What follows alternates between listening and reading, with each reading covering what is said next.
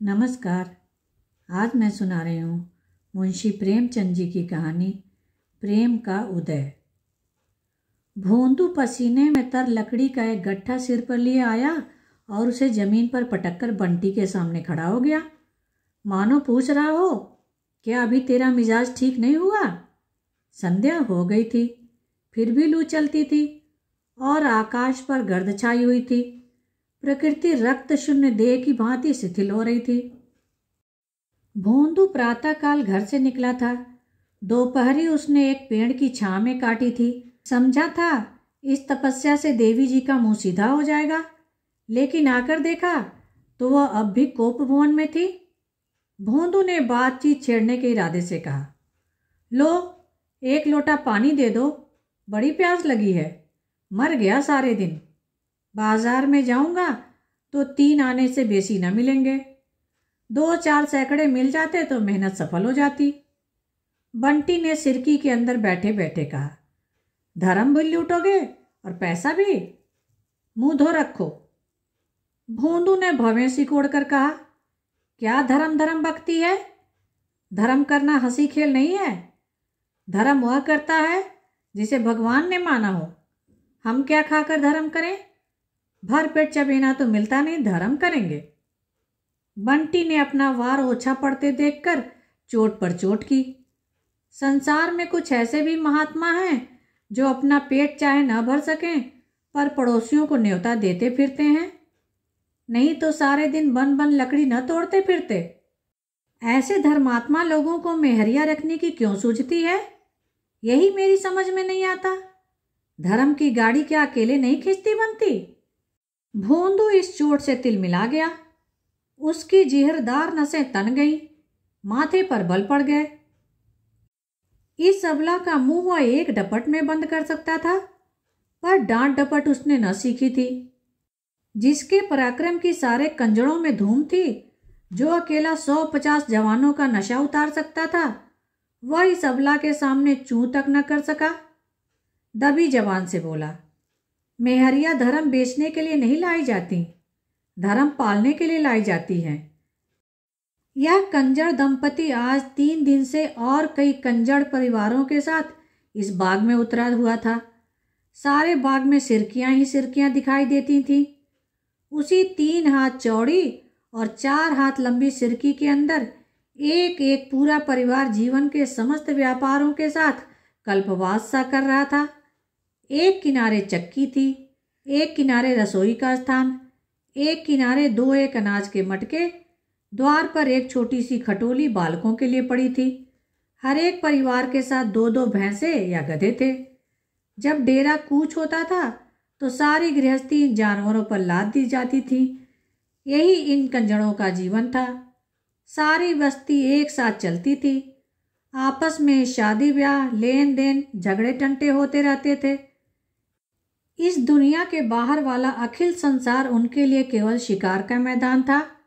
उनके किसी इलाके में पहुंचते ही वहां की पुलिस तुरंत आकर अपनी निगरानी में ले लेती थी।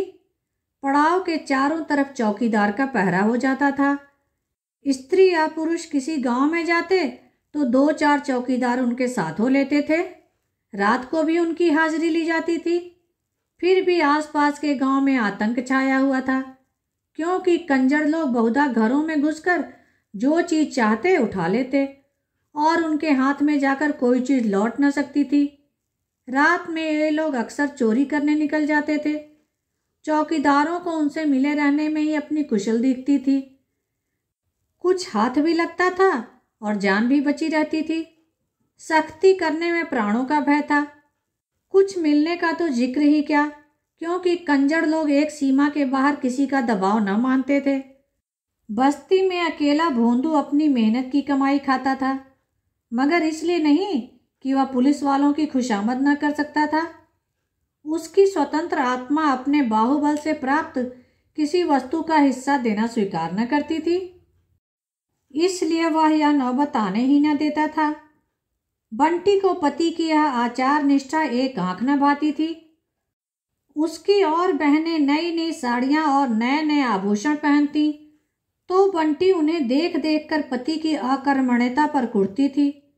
इस विषय पर दोनों में कितनी ही बार संग्राम हो चुके थे, लेकिन भोंदू अपना परलोक बिगाड़ने पर राजी न होता था। आज भी प्रातःकाल यही समस्या आ खड़ी हुई थी और भोंदू लकड़ी काटने जंगलों में निकल गया था। सैकड़े मिल जाते तो आंसू पूछते, पर आज सैकड़े भी न मिले। बंटी ने कहा, जिनसे कुछ नहीं हो सकता वही धर्मात्मा बन जाते हैं। राण अपने माण में ही खुश है। भोंदू ने पूछा, तो मैं निखट्टू हूं? बंटी ने इस प्रश्न का सीधा साधा उत्तर न देकर कहा, मैं क्या जानूं, तुम क्या हो? मैं तो यही जानती हूं कि यहाँ धेले धेले की चीज के लिए तरसना पड़ता है। यही सबको पहनते ओढ़ते हंसते खेलते देखती हूं। क्या मुझे पहनने ओढ़ने हंसने खेलने की साध नहीं है? तुम्हारे पल्ले पड़कर जिंदगानी नष्ट हो गई है। भोंदू ने एक क्षण विचारमग्न रहकर कहा, जानती है पकड़ जाऊंगा, 2-3 साल से कम की सजा न होगी। बंटी विचलित न हुई, बोली, जब और लोग नहीं पकड़ जाते तो तुम ही पकड़ लिए जाओगे। और लोग पुलिस को मिला लेते हैं, थानेदार के पांव सहलाते हैं, चौकीदार की खुशामद करते हैं। तू चाहती है मैं भी औरों की तरह सबकी चिरौरी करता फिरूं? बंटी ने अपना हठ न छोड़ा। मैं तुम्हारे साथ सती होने नहीं आई, फिर तुम्हारे छुरे गड़ासे से कोई कहां तक डरे? जानवर को भी जब घास भूसा नहीं मिलता तो पगहात उड़ाकर किसी के खेत में बैठ जाता है। मैं तो आदमी हूं।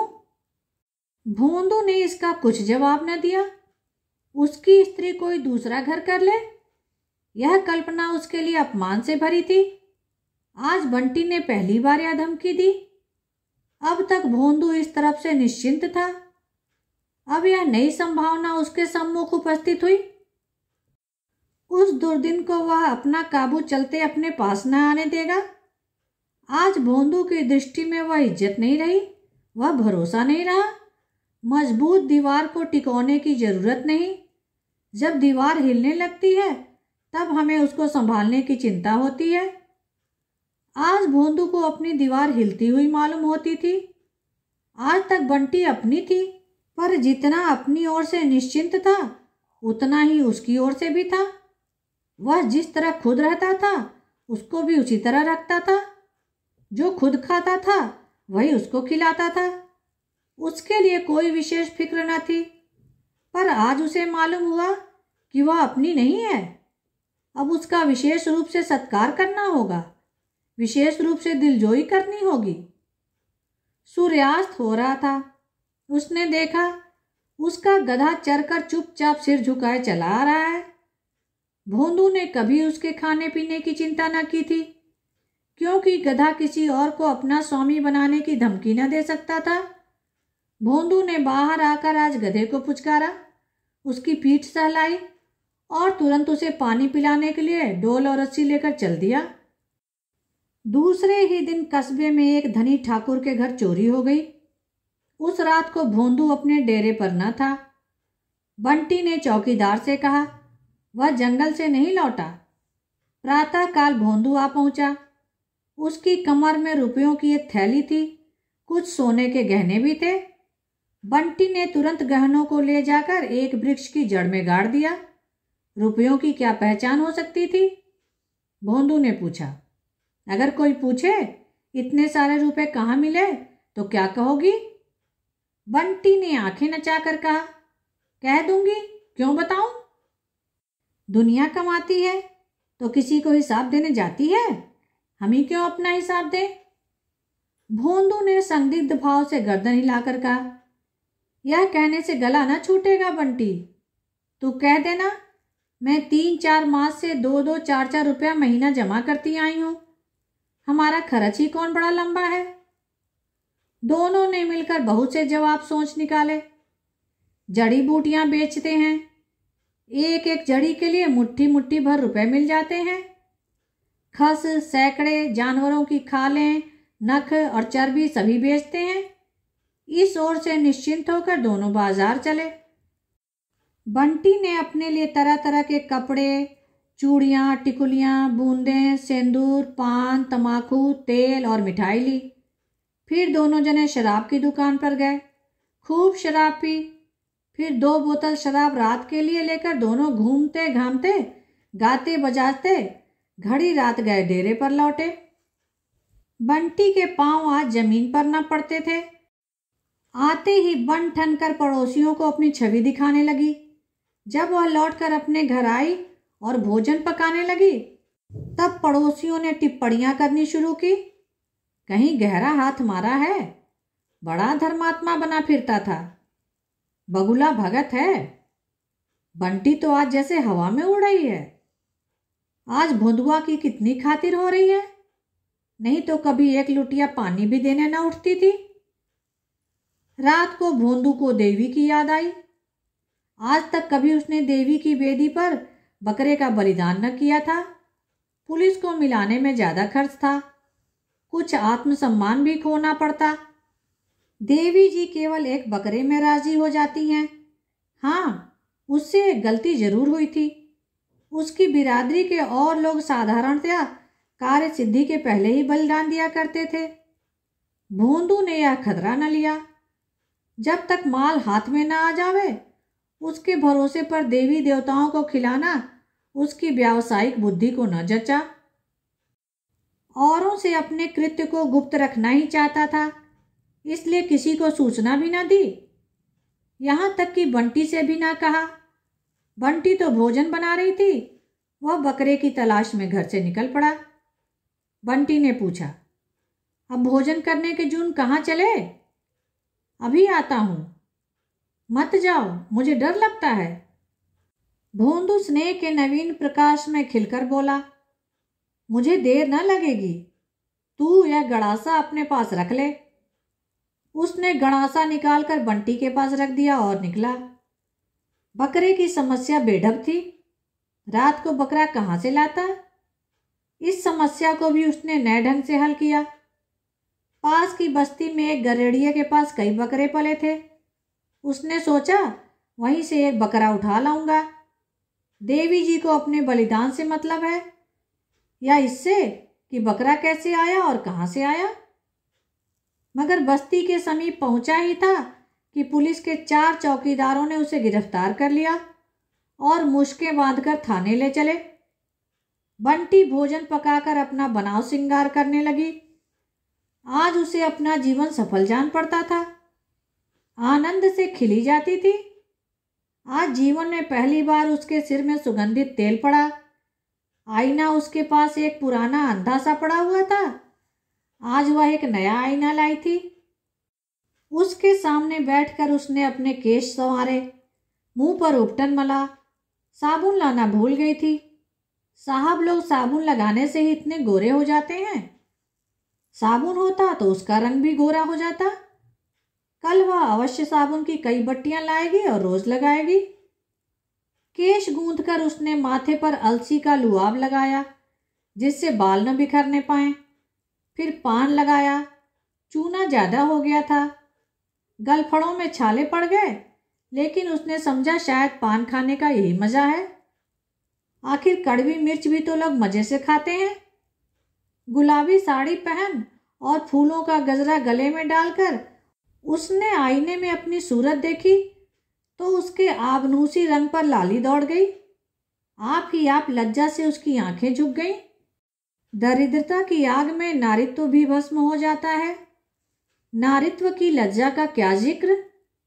मैले कुचैले कपड़े पहनकर लजाना ऐसे ही है जैसे कोई चबैने में सुगंध लगाकर खाए। इस तरह सजकर बंटी भोंदू की राह देखने लगी। जब अब भी वह न आया तो उसका जी झुंझलाने लगा। रोज तो सांझ से ही द्वार पर पड़ रहते थे, आज न जाने कहाँ जाकर बैठ रहे। शिकारी अपनी बंदूक भर लेने के बाद इसके सिवा और क्या चाहता है कि शिकार सामने आए। बंटी के सूखे हृदय में आज पानी पड़ते ही उसका नारित्व तो अंकुरित हो गया। झुंझलाहट के साथ उसे चिंता भी होने लगी। उसने बाहर निकलकर कई बार पुकारा। उसके कंठ स्वर में इतना अनुराग कभी न था। उसे कई बार भान हुआ कि भोंदू आ रहा है। वह हर बार सिरकी के अंदर दौड़ आई और आईने में सूरत देखी कि कुछ बिगड़ न गया हो। ऐसी धड़कन, ऐसी उलझन उसकी अनुभूति से बाहर थी। बंटी सारी रात भोंदू के इंतजार में उद्विग्न रही। ज्यों ज्यों रात बीतती थी उसकी शंका तीव्र होती जाती थी। आज ही उसके वास्तविक जीवन का आरंभ हुआ था और आज ही यह हाल। प्रातःकाल वह उठी तो अभी कुछ अंधेरा ही था। इस रत जगह से उसका चित्त खिन्न और सारी देह अलसाई हुई थी। रह रहकर भीतर से एक लहर सी उठती थी। आंखें भर भर आती थीं। सहसा किसी ने कहा, अरे बंटी, भोंदू रात में पकड़ा गया। बंटी थाने पहुंची तो पसीने से तर थी और दम फूल रहा था। उसे भोंदू पर दया न थी, क्रोध आ रहा था। सारा जमाना यही काम करता रहता है और चैन की बंसी बजाता है। उन्होंने कहते कहते हाथ भी लगाया तो चूक गए। नहीं सहूर था तो साफ कह देते, मुझसे यह काम न होगा। मैं यह थोड़े ही कहती थी कि आग में कूद पड़ो। उसे देखते ही थानेदार ने धौंस जमाई, यही तो है भोंदुआ की औरत, इसे भी पकड़ लो। बंटी ने हेकड़ी जताई, हाँ हाँ पकड़ लो, यहाँ किसी से नहीं डरते। जब कोई काम ही नहीं करते तो डरें क्यों। अफसर और मातहत सभी की अनुरक्त आंखें बंटी की ओर उठने लगी। भोंदू की तरफ से लोगों के दिल कुछ नर्म हो गए थे। उसे धूप से छांव में बिठा दिया गया। उसके दोनों हाथ पीछे बंधे हुए थे और धूल धूसरित काली देह पर भी जूतों और कोड़ों के रक्तमय मार साफ नजर आ रहे थे। उसने एक बार बंटी की ओर देखा, मानो कह रहा था, देखना कहीं इन लोगों के धोखे में ना आ जाना। थानेदार ने डांट बताई, जरा इसकी दीदा दिलेरी देखो, जैसे देवी ही तो हैं। मगर इस फेर में ना रहना, यहां तुम लोगों की नस नस पहचानता हूं। इतने कोड़े लगाऊंगा कि चमड़ी उड़ जाएगी। नहीं तो सीधे से कबूल दो, सारा माल लौटा दो, खैरियत इसी में है। भोंदू ने बैठे बैठे कहा, क्या कबूल दें? जो देश को लूटते हैं उनसे तो कोई नहीं बोलता। जो बेचारे अपनी गाढ़ी कमाई की रोटी खाते हैं उनका गला काटने को पुलिस भी तैयार रहती है। हमारे पास किसी को नजर भेंट देने के लिए पैसे नहीं हैं। थानेदार ने कठोर स्वर में कहा, हाँ हाँ, जो कुछ कोर कसर रह गई हो वह पूरी कर दे, किरकिरी न होने पाए। मगर इन बैठक बाजियों से बच नहीं सकते। अगर इकबाल न किया तो 3 साल को जाओगे। मेरा क्या बिगड़ता है? अरे छोटे सिंह, जरा लाल मिर्च की धुनी तो दो इसे। कोठरी बंद करके पसीरी भर मुझे सुलगा, अभी माल बरामद हुआ जाता है। भोंदू ने ढिठाई से कहा, दारोगा जी, बोटी बोटी काट डालो लेकिन कुछ हाथ न लगेगा। तुमने मुझे रात भर पिटवाया है, मेरी एक एक हड्डी चूर चूर हो गई है। कोई दूसरा होता तो अब तक सिधार गया होता। क्या तुम समझते हो आदमी को रुपए पैसे जान से प्यारे होते हैं? जान ही के लिए तो आदमी सब तरह के कुकर्म करता है। धूनी सुलगा कर भी देख लो। दारोगा जी को अब विश्वास हो आया कि इस फौलाद को झुकाना मुश्किल है। भोंदू की मुखाकृति से शहीदों का सा आत्मसमर्पण झलक रहा था। यद्यपि उनके हुक्म की तालीम होने लगी। कांस्टेबलों ने भोंदू को एक कोठरी में बंद कर दिया। 2 आदमी मिर्चें लाने दौड़े, लेकिन दारोगा की युद्ध नीति बदल गई थी। बंटी का हृदय क्षोभ से फटा जाता था। वह जानती थी चोरी करके इकबाल कर लेना कंजर जाति की नीति में महान लज्जा की बात है। लेकिन क्या यह सचमुच मिर्ची की धुनी सुलगा देंगे? इतना कठोर है इनका हृदय। सालन बघारने में कभी मिर्च जल जाती है तो छींकों और खांसियों के मारे दम निकलने लगता है। जब नाक के पास धुनी सुलगाई जाएगी तब तो प्राण ही निकल जाएंगे। उसने जान पर खेल कर कहा, दारोगा जी, तुम समझते होगे कि इन गरीबों की पीठ पर कोई नहीं है। मैं कह देती हूँ, हाकिम से रत्ती रत्ती हाल कह दूंगी। भला चाहते हो तो उसे छोड़ दो, नहीं तो इसका बुरा हाल होगा। थानेदार ने मुस्कुराकर कहा, तुझे क्या, वह मर जाएगा, किसी और के नीचे बैठ जाना। जो कुछ जमा जथा लाया होगा वह तो तेरे ही हाथ में होगी, क्यों नहीं इकबाल करके उसे छुड़ा लेती। मैं वादा करता हूँ मुकदमा न चलाऊंगा, सब माल लौटा दे। तूने ही उसे मंत्र दिया होगा। गुलाबी साड़ी, पान और खुशबूदार तेल के लिए तू ही ललच रही होगी। उसकी इतनी सांसत हो रही है और तू खड़ी देख रही है। शायद बंटी की अंतरात्मा को यह विश्वास न था कि ये लोग इतने अमानुषीय अत्याचार कर सकते हैं, लेकिन जब सचमुच धुनी सुलगा दी गई, मिर्च की तीखी जहरीली झार फैली और भोंदू के खांसने की आवाजें कानों में आई, तो उसकी आत्मा कातर हो उठी। उसका वह दुस्साहस झूठे रंग की भांति उड़ गया। उसने दारोगा जी के पांव पकड़ लिए और दीन भाव से बोली, मालिक मुझ पर दया करो, मैं सब कुछ दे दूंगी। धूनी उसी वक्त हटा ली गई। भोदू ने सशंक होकर पूछा, धूनी क्यों हटाते हो? एक चौकीदार ने कहा, तेरी औरत ने इकबाल कर लिया। भोंदू की नाक, आंख, मुंह से पानी जारी था, सिर चक्कर खा रहा था, गले की आवाज बंद सी हो गई थी। पर वह वाक्य सुनते ही वह सचेत हो गया। उसकी दोनों मुट्ठियां बंध गईं। बोला, क्या कहा? कहा क्या, चोरी खुल गई। दरोगा जी माल बरामद करने गए हैं। पहले ही इकबाल कर लिया होता तो क्यों इतनी सांसत होती। भोंदू ने गरज कर कहा, वह झूठ बोलती है। वहां माल बरामद हो गया, तुम अपनी ही गा रहे हो। परंपरा की मर्यादा को अपने हाथों भंग होने की लज्जा से भोंदू का मस्तक झुक गया। इस घोर अपमान के बाद अब उसे अपना जीवन दया, घृणा और तिरस्कार, इन सभी दशाओं के निखित जान पड़ता था। वह अपने समाज में पतित हो गया था। सहसा बंटी आकर खड़ी हो गई और कुछ कहना ही चाहती थी कि भोंदू की रौद्र मुद्रा देखकर उसकी जबान बंद हो गई। उसे देखते ही भोंदू की आहत मर्यादा किसी आहत सर्प की भांति तड़प उठी। उसने बंटी को अंगारों से तपती हुई लाल आंखों से देखा। उन आंखों में हिंसा की आग जल रही थी। बंटी सिर से पांव तक कांप रही थी। वह उल्टे पांव वहां से भागी।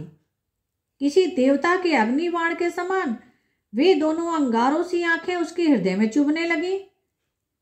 थाने से निकलकर बंटी ने सोचा, अब कहाँ जाऊं। भोंदू उसके साथ होता तो वह पड़ोसियों के तिरस्कार को सह लेती। इस दशा में उसके लिए अपने घर जाना असंभव था। वे दोनों अंगारों सी आंखें उसके हृदय में चुभती जाती थीं। लेकिन कल की सौभाग्य विभूतियों का मोह उसे डेरे की ओर खींचने लगा। शराब की बोतल अब भी भरी धरी थी। फुलौरियां छींके पर हांडी में धरी थी। वह तीव्र लालसा जो मृत्यु को सम्मुख देखकर भी संसार के भोग्य पदार्थों की ओर मन को चलायमान कर देती है, उसे खींचकर डेरे की ओर ले चली। दोपहर हो गया था। वह घर पहुंची तो सन्नाटा छाया हुआ था। अभी कुछ देर पहले जो स्थान जीवन का क्रीड़ा क्षेत्र बना हुआ था, बिल्कुल निर्जन हो गया था। बिरादरी वालों के तिरस्कार का सबसे भयंकर रूप था। सभी ने उसे त्याज्य समझ लिया। केवल उसकी सिरकी उस निर्जनता में रोती हुई खड़ी थी। बंटी ने उसके अंदर पांव रखे तो उसके मन की कुछ वही दशा हुई जो अकेला घर देखकर किसी चोर की होती है। कौन कौन सी चीज समेटे। उस कुटीर में उसने रो रो कर 5 वर्ष काटे थे, पर आज उसे उससे वही ममता हो रही थी जो किसी माता को अपने दुर्गुणी पुत्र को देखकर होती है, जो वर्षों के बाद परदेश से लौटा हो। हवा से कुछ चीजें इधर उधर हो गई थी। उसने तुरंत उन्हें संभाल कर रखा। फुलौरियों की हांडी छींके पर कुछ ठंडी हो गई थी। शायद उस पर बिल्ली झपटी थी। उसने जल्दी से हांडी उतार कर देखी। फुलौरियां अछूती थी। पान पर जो गीला कपड़ा लपेटा था वह सूख गया था। उसने तुरंत कपड़ा तर कर दिया। किसी के पांव की आहट पाकर उसका कलेजा धक्क से हो गया। भोंदू आ रहा है। उसकी वह दोनों अंगारे सी आंखें, उसके रोए खड़े हो गए। भोंदू के क्रोध का उसे 2-1 बार अनुभव हो चुका था, लेकिन उसने दिल को मजबूत किया। क्यों मारेगा? कुछ कहेगा, कुछ पूछेगा, कुछ सवाल जवाब करेगा या यूं ही गड़ासा चला देगा। उसने उसके जान कोई बुराई नहीं की, आफत से उसकी जान बचाई। मरजात जान से प्यारी नहीं होती, भोंदू को होगी, उसे नहीं है। क्या इतनी सी बात के लिए उसकी जान ले लेगा? उसने सिरकी के द्वार से झांका। भोंदू न था, केवल उसका गधा चला आ रहा था। बंटी आज उस अभागे से गधे को देखकर ऐसी प्रसन्न हुई मानो अपना भाई नैहर से बतासों की पोटली लिए थका मांदा चला आता हो। उसने जाकर उसकी गर्दन सहलाई और उसके थुथुन को अपने मुंह से लगा लिया। वह उसे फूटी आंखों न भाता था, पर आज उससे उसे इतनी आत्मीयता हो गई थी। वह दोनों अंगारे सी आंखें उसे घूर रही थीं। वह सिहर उठी। उसने फिर सोचा, क्या किसी तरह न छोड़ेगा? वह रोती हुई उसके पैरों पर गिर पड़ेगी, क्या तब भी न छोड़ेगा? इन आंखों की वह कितनी सराहना किया करता था, इनमें आंसू बहते देखकर भी उसे दया न आएगी। बंटी ने चुक्कड़ में शराब उड़ेल कर पी ली और छींके से फुलौरियां उतार कर खाई। जब उसे मरना ही है तो साध क्यों रह जाए? वह दोनों अंगारे सी आंखें उसके सामने चमक रही थीं। दूसरा चुक्कड़ भरकर पी गई। जहरीला ठर्रा जिसे दोपहर की गर्मी ने और भी घातक बना दिया था, देखते देखते उसके मस्तिष्क को खौलाने लगा। बोतल आधी हो गई थी। उसने सोचा, भोदू कहेगा तूने इतनी दारू क्यों पी? तो वह क्या कहेगी? कह देगी, हाँ पी, क्यों ना पिए, इसी के लिए तो सब कुछ हुआ। वह एक बूंद न छोड़ेगी। जो होना हो। भोंदू उसे मार नहीं सकता, इतना निर्दयी नहीं है, इतना कायर नहीं है।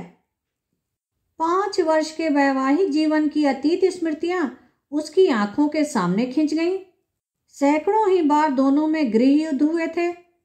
आज बंटी को हर बार अपनी ज्यादती मालूम हो रही थी। बेचारा जो कुछ कमाता है उसी के हाथों पर रख देता है। अपने लिए कभी 1 पैसे की तम्बाकू भी लेता है तो पैसा उसी से मांगता है। भोर से सांझ तक वन फिरा ही तो करता है। जो काम उससे नहीं होता वह कैसे करे? एकाएक एक कांस्टेबल ने आकर कहा, अरे बंटी कहाँ है? चल देख, भुंदुआ का हाल बेहाल हो रहा है। अभी तक तो चुपचाप बैठा था, फिर न जाने क्या जी में आया कि एक पत्थर पर अपना सिर पटक दिया। लहू बह रहा है। अगर हम 2 लोग पकड़ न लेते तो जान ही दे दिया था। 1 महीना बीत गया था। संध्या का समय था। काली काली घटाएं छाई थीं और मूसलाधार वर्षा हो रही थी। भोंदू की सिरकी अब भी निर्जन स्थान पर खड़ी थी। भोंदू खटोली पर पड़ा हुआ था। उसका चेहरा पीला पड़ गया था और देह जैसे सूख गई थी। वह सशंक आंखों से वर्षा की ओर देखता है। चाहता है उठकर बाहर देखूं, पर उठा नहीं जाता। बंटी सिर पर घास का एक बोझ लिए पानी में लथपथ आती दिखाई दी। वही गुलाबी साड़ी है, पर तार तार, किंतु उसका चेहरा प्रसन्न है। विषाद और ग्लानि के बदले आंखों से अनुराग टपक रहा है। गति में वह चपलता, आंखों में वह सजीवता है जो चित्त की शांति का चिन्ह है। भोंदू ने क्षीण स्वर में कहा, तू इतना भीग रही है, कहीं बीमार पड़ गई तो? कोई 1 घूंट पानी देने वाला भी न रहेगा? मैं कहता हूं, तू क्यों इतना मरती है? 2 गट्ठे तो बेच चुकी थी, तीसरा गट्ठा लाने का क्या काम था? यह हांडी में क्या लाई है? बंटी ने हांडी को छिपाते हुए कहा, कुछ तो नहीं। कैसी हांडी? भोंदू जोर लगाकर खटोली से उठा, आंचल के नीचे छिपी हुई हांडी खोल दी और उसके भीतर नजर डालकर बोला, अभी लौटा, नहीं तो हांडी फोड़ दूंगा। बंटी ने धोती से पानी निचोड़ते हुए कहा, जरा आईने में सूरत देखो। घी दूध कुछ न मिलेगा तो कैसे उठोगे? कि सदा खाट पर सोने का विचार है? भोंदू ने खटोली पर लेटते हुए कहा, अपने लिए तो एक साड़ी नहीं लाई, कितना कह के हार गया। मेरे लिए घी और दूध सब चाहिए, मैं घी ना खाऊंगा। बंटी ने मुस्कुराकर कहा, इसीलिए तो घी खिलाती हूं कि तुम जल्दी से काम धंधा करने लगो और मेरे लिए साड़ी लाओ। भोंदू ने मुस्कुराकर कहा, तो आज जाकर कहीं सेंधा मारूं? बंटी ने उसके गाल पर एक ठोकर देकर कहा, पहले मेरा गला काट देना, तब जाना। धन्यवाद। कहानी को लाइक करें और शेयर करें।